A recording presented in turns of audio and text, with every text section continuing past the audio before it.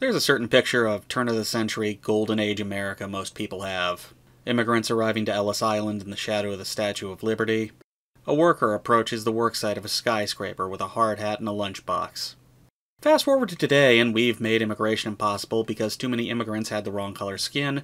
We don't build skyscrapers anymore because the ones we do have are empty, and now the state of Kentucky is trying to ban lunch.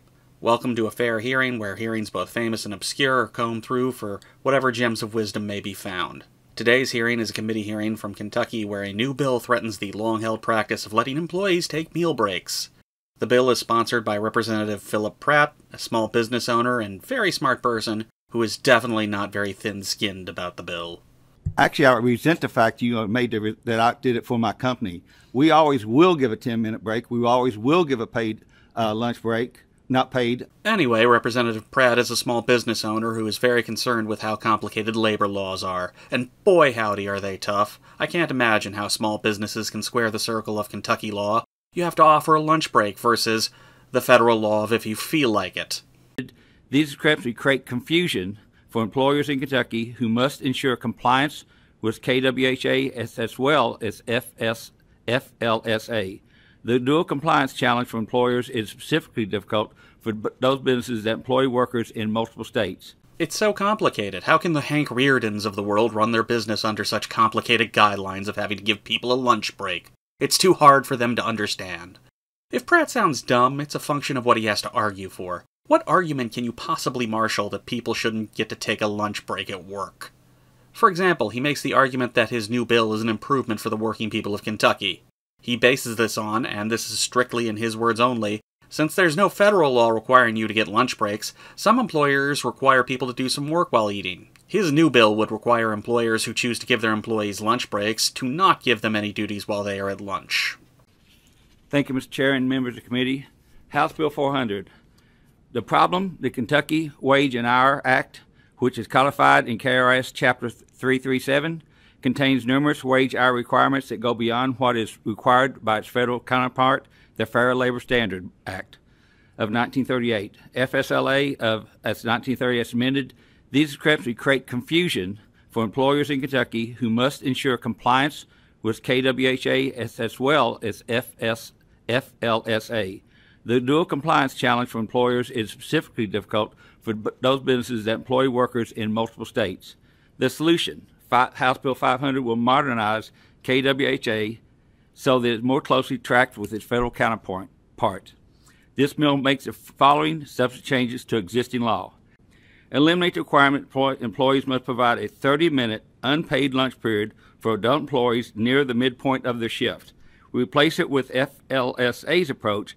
There is no requirement to provide lunch period for an adult employee, but if an employer chooses to provide the lunch period without pay, the employee must be completely relieved from the duties at this time.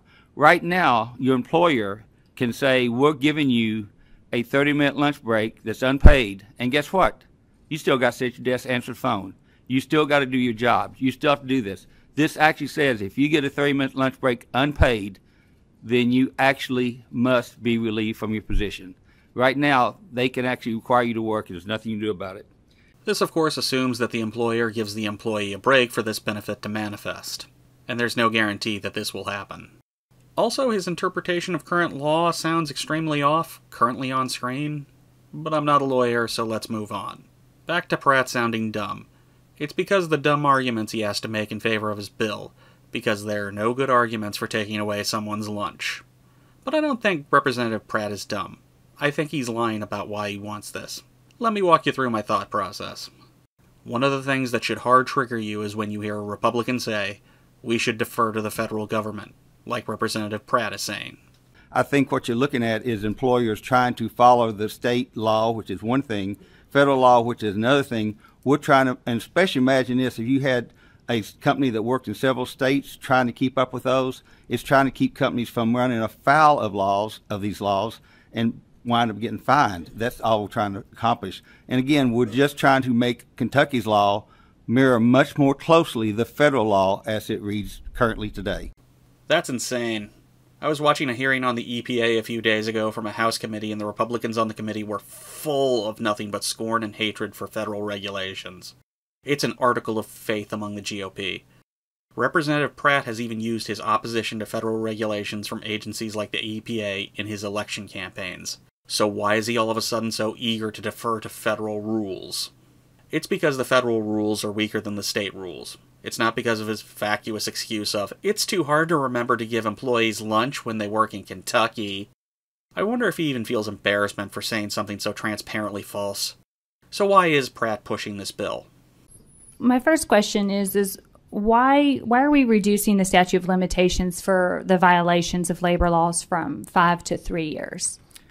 Actually, they were confusing. Some were 2, some were 3, some were 5. This is something actually the Chamber and actually the Kentucky Justice Association would like to have. That way they have consistency. That's the only reason we did that. Oh, so the business boys at the Chamber wanted laws that allowed them to squeeze the workers for a couple pennies more profit by not allowing them to have lunches. Got it. So that's why. It's not rules or paperwork or to benefit the workers. It's pure greed that is the motivating factor. Now, I actually have good news. After a massive amount of backlash for this bill, Pratt has done the right thing and introduced an amendment to strike the lunch ban. But the rest of the bill is going to still be standing, which is bad news, because the rest of the bill is just as garbage as the lunch ban. It's chock full of nonsense like reducing the statute of limitations for suing your employer, reducing eligibility for overtime, and even petty nonsense like trying to make employees ineligible for minimum wage when they are performing certain duties. So if you are in Kentucky and want to make a difference, call your state legislators and tell them to throw House Bill 500 in the trash. Let them know that they'll take your lunch break from your cold, dead hands. If you aren't in Kentucky, spread this video around because the more people that know about this, the less likely it is to pass.